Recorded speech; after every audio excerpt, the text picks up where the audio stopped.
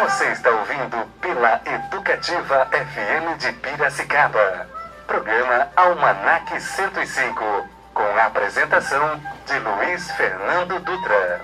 E nós já estamos de volta no último bloco do programa de hoje, esse programa instigante, fazendo a gente pensar, não só o ouvinte, mas a gente mesmo. Durante o bloco musical, nossa cabeça vai longe, né? Eu vou fazer uma proposta, que a gente comece a gravar o intervalo. É uma boa, viu? O Marquinhos sempre fala. Participação especial de Marquinho. Mas o Marquinhos sempre fala, né? Que as melhores falas são as desse intervalo, né? E a gente acaba perdendo. Não tem como deixar aberto aí tudo e fazer que nem que fez com o Recupero. Lembra do Recupero? Nossa, que não tinha escrúpulos. Mas a gente estava falando sobre pergunta, né? Eu sempre falo para os alunos, né, de música, eu falo, pergunte. Faça qualquer pergunta que você tenha vontade. Não existe pergunta idiota. Resposta idiota tem muitas, mas pergunta não. Porque a pergunta sempre tem uma carga, né? Uma finalidade. Então não existe pergunta estúpida. Eu penso assim. Sim, né? para quem está perguntando por perguntar, não existe mesmo, quem está aprendendo. Agora, quem trabalha com educação tem a obrigação de saber fazer pergunta boa, porque quantas e quantas provas as pessoas foram mal porque a pergunta era estúpida. Então, se a sua pergunta tem um nível profissional, se você é um entrevistador e faz pergunta estúpida, o máximo que você vai ter ou é um gênio que converte sua pergunta estúpida em alguma coisa, ou vai ter um programa ruim. Na escola, saber fazer perguntas é uma arte que tem sido negligenciada, na minha opinião. Mas para o aprendiz, porque a criança é a especialista em fazer pergunta.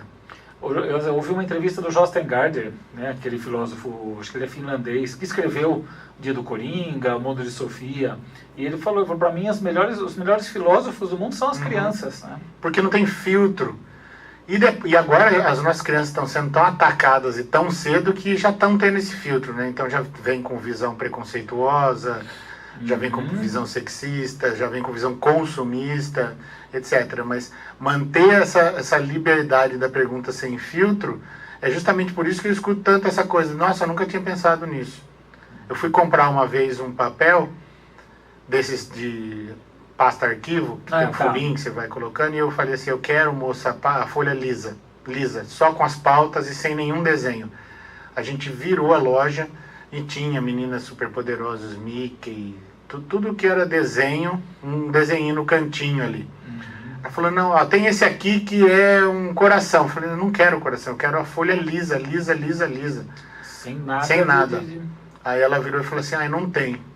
Aí eu virei e falei, nossa, e com esse mundo de opção? Ela falou, então, tem todas as opções. Eu falei assim, não tem todas as opções, porque você não tem a opção de não optar. Eu não quero um desenho. Como é que faz como eu não quero um desenho, né? Aí ela falou, nossa, eu nunca tinha pensado nisso. Eu falei, então, a gente não pensa sobre o óbvio. A gente tem que voltar a aprender a perguntar sobre o óbvio. Sobre as coisas mais banais, assim. Os exercícios de poder na sociedade estão nas coisas mais banais. Né?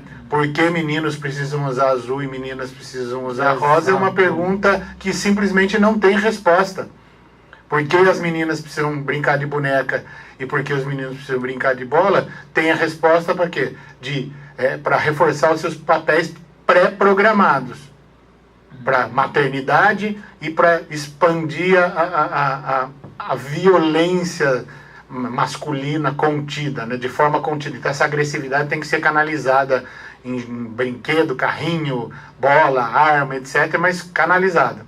E a menina vai para a maternagem. Tá, pergunta, vai para o segundo nível de pergunta, uma pessoa que está defendendo essa ideia, ela já não tem mais o que defender. Por isso que nós estamos vivendo hoje esse tempo de completa refutação, completa negação de qualquer senso, de qualquer coisa basal. É porque eu acho que é e acabou, é a minha opinião e eu tenho direito, etc, etc. O Marquinho havia comentado uma coisa, desculpe, você ia falar? Imagina, não. O Marquinho tinha comentado uma coisa aí que é, eu tenho dificuldade de estudar sozinho. Cada um de nós é um ser único e cada um de nós vai responder de um jeito. Por isso que a escola sofre tanto e as crianças na escola sofrem tanto com o sistema feito, que é massificado. A professora entra e dá aquela aula para todo mundo. já está havendo um movimento de maior personificação, né? Mas eu gosto, eu adoro estudar com música alta e sozinho. Mas eu sei pro Hélio que funciona muito mais se eu tiver um grupo para eu discutir, que eu chamo, que as universidades chamam de aula. Eu nunca chamava minha aula de aula, eu chamava uma reunião que a gente vai, eu não estou dando aula para vocês, a gente tem um espaço. Fundei o grupo de estudos, que também começou no dia 7, que é hoje. Esse negócio de rádio é meio ficção científica, né? Isso que eu estou falando agora já aconteceu, no dia 7. E eu estou falando agora porque ainda não aconteceu no domingo, né? Para quê? Para ter esse espaço e esse tempo de interlocução. De poder trocar ideias de maneira respeitosa, de maneira embasada e de maneira reflexiva, com senso crítico, etc. Porque esse negócio do estudar sozinho, né? Eu acho que muitas questões de escola, né? Que o pessoal vai estudar a matemática, a história, a geografia e tal. Mas esse estudo que nós estamos falando, um estudo amplo do aprender a questionar, né? Não adianta. Aí a gente cai naqueles vídeos, eu sei que você não gosta de falar, né? Daquele trio Superstar, né? Mas eu aprendi com um vídeo do fulano de tal, porque ele gravou um vídeo, que falava sobre isso. Então você aprendeu o que ele disse. Você não aprendeu para si, né?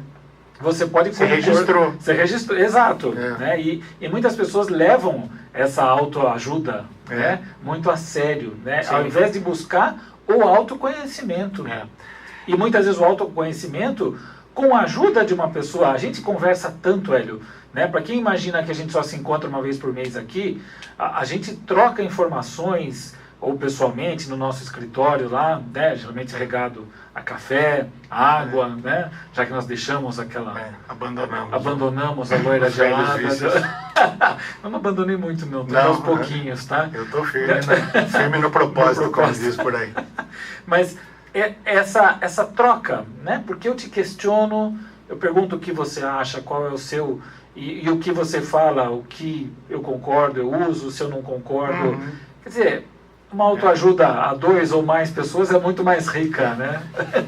O autocuidado, né, o autoconhecimento, todo aquilo que a gente usa com prefixo auto, auto, como eu disse, é de si.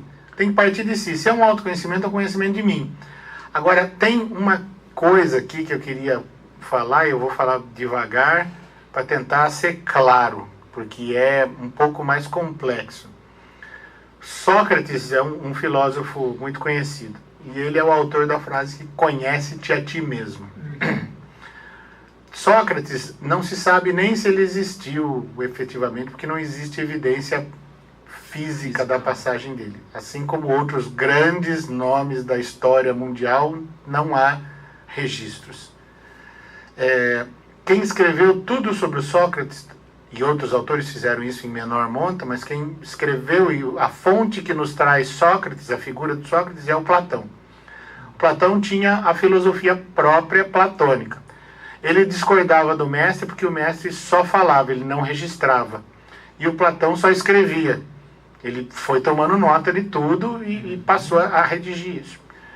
O conhece-te a ti mesmo que o Sócrates fala pela pena do Platão, é algo do tipo assim: existe uma essência de você em você. Existe um Dutra que vai chegar lá. Aristóteles, depois de Platão, dizia o seguinte: você pega um abacate, você come um abacate e tem uma bola dentro do abacate, aquele caroço. Se aquele caroço encontrar condições favoráveis, a terra, a água, uma sombra inicial, um sol inicial, ele desenvolver-se-á, para usar uma mesóclise. Quando ele atingir a sua plenitude, ele será o quê? Um abacateiro, que dará novos abacates. Um abacate só chega a outro abacate. Um abacate só chega a outro abacate, porque na semente do abacate está a essência do abacate, está o abacate em potência. E o abacateiro é a semente em ato, ele foi atualizado, ele se transformou em ato, num num ente vivo ali.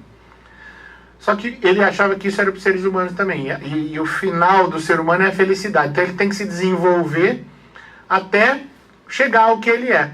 Então é uma tese, é uma ideia filosófica que diz o seguinte: a essência precede a existência. Eu já existo na essência. Dá para entender? Será que eu estou... É louco. É complexo.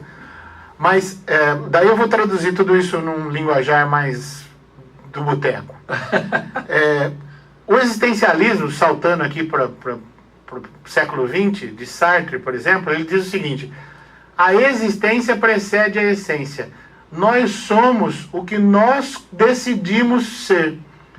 Hélio não nasceu de uma semente que já tinha o hélio total ali. Eu sou as minhas escolhas.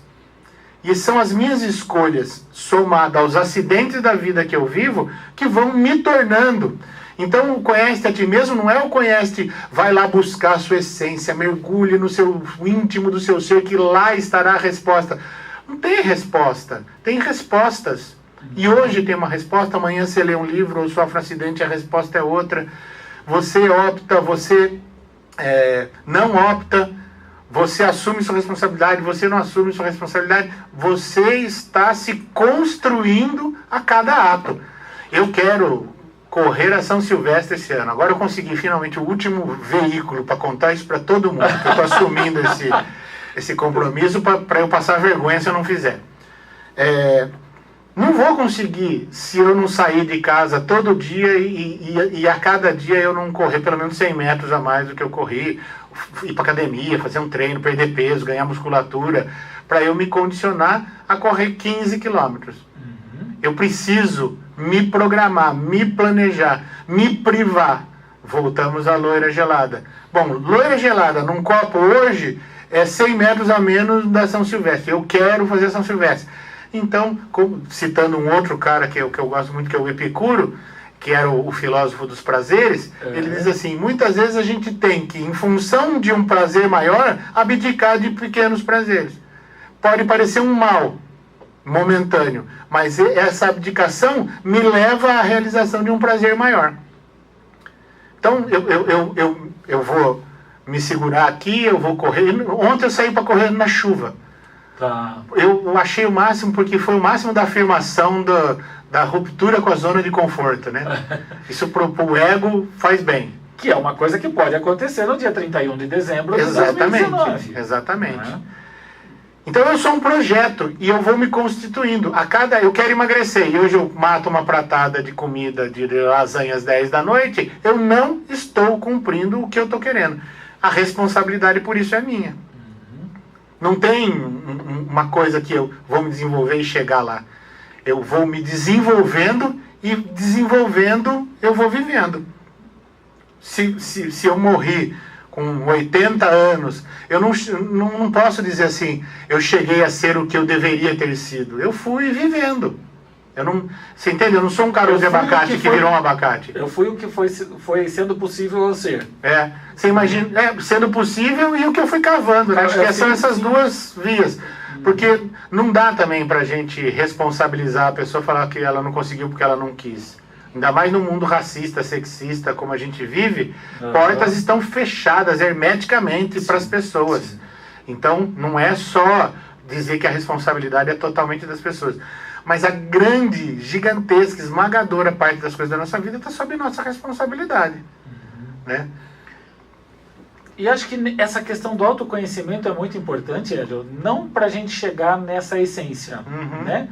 Mas para que a gente tenha condições de ser tudo o que a gente quer, né? De fazer as melhores opções, né? Que a gente estava falando no intervalo, né? A autoajuda fala, ó, se você fizer tudo isso, você vai chegar, né? Da impressão que você está jogando um monte de dados numa impressora 3D, vai ser aquilo que não vai mudar nunca, né? Então você chegou no final do livro, você... eu atingi a minha essência, pronto, estou feito. Exato. Então morra, porque acabou. Exatamente. Ilumine e vá para um outro plano. Seguir o seu... E o autoconhecimento é muito mais que isso. Quer dizer, você vai na sua jornada ser tudo aquilo que você pode ser da melhor forma possível, né? E aí... Deixa eu perguntar sobre o seguinte. você faz 15. Já deu 15. Não, já estou encerrando. É por causa disso. Da gente faz o... Tá, fazer uma approach. Eu falei do chegar a ser aquilo. Muito bem. Ari. Sem ser ponto, estou feito. Exato. Então morra, porque acabou. Exatamente. É. Ilumine e vai para um outro plano. Seguir o seu... E o autoconhecimento é muito mais que isso. Quer dizer, você vai na sua jornada ser tudo aquilo que você pode ser da melhor forma possível.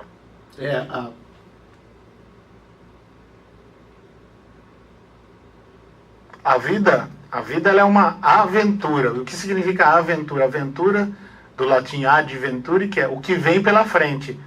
É imprevisível, né? A gente consegue prever. Eu costumo brincar que assim, o controle que nós temos na nossa vida é você num barquinho de madeira no Oceano Atlântico, numa tempestade. E às vezes você encontra um porto, para um pouco, descansa, mas você tem que seguir viagem, né? O controle que nós temos sobre a vida é muito pequeno. Eu, quando tinha 23 anos, eu estava indo para a faculdade à noite e eu sofri um acidente de ônibus que morreram 19 pessoas, de Rio Claro. Estávamos indo para a Unimep, 19 amigos meus que viviam comigo, dormiam em casa, parceiros. Muita gente foi lá para tentar me... Deus sabe o que faz, foi o melhor para eles. Falar, aquilo foi um choque, um acidente e aquilo aconteceu, né? Mas, veja, eu estou entrando em áreas que há uma ampla discordância. Eu só estou dando meu ponto de vista. Eu não consigo dizer que eu detenho a verdade, né? Mas aquilo, com certeza, influenciou a minha vida. Influenciou. Foi um fato marcante. Mas, o que foi que eu fiz daquilo que aconteceu? Uma coisa eu sei. Eu passei a estudar. Incrível, né? Eu estava indo para a faculdade, quase morro. E depois disso, um dos efeitos colaterais é eu passei a estudar. Eu visitei todas as religiões possíveis que eu tive acesso pelo templo físico ou pela leitura de livros. Eu fui eu era luterano, depois eu fui para presbiteriano, depois eu fui para o kardecismo, depois eu fui para a Umbanda, depois na direita, depois na esquerda, depois eu fui para o Seixonoye. Eu visitei a igreja messiânica, o budismo, dei uma última passada na igreja católica e encontrei a filosofia para continuar estudando. Então, assim, tudo isso me agregou coisas. Eu poderia ter ficado traumatizado, eu poderia ter sido um choque maior e eu não ter resistido também, mas eu poderia ter feito qualquer outra coisa. Eu não sei o que as 11 pessoas que sobreviveram fizeram. Nossa. Né? Então, cada um cuidou da sua vida, né? Agora, há uma diferença muito importante para a gente encerrar, que é o quanto de consciência do que nós estamos fazendo a gente tem. Para a gente tentar, a reflexão que eu estou propondo do autoconhecimento é que a gente nos tire do automático. Eu não reagi, passei 20 anos fazendo alguma coisa que eu não sabia o que era. A psicanálise vai trabalhar muito nessa direção. Eu não sabia o que era e fui fazendo. Eu tenho que tentar me autoanalisar, me autoconhecer. A constelação do prefixo auto vai em muitas direções. É o autoconhecimento para o autocuidado, o cuidado de si, a autoestima, a autodeterminação, a autossuperação, a autovalorização. São todos elementos que vão ajudar, mas tem que ser um processo que em alguma parte esteja sendo realizado conscientemente. Muito obrigado.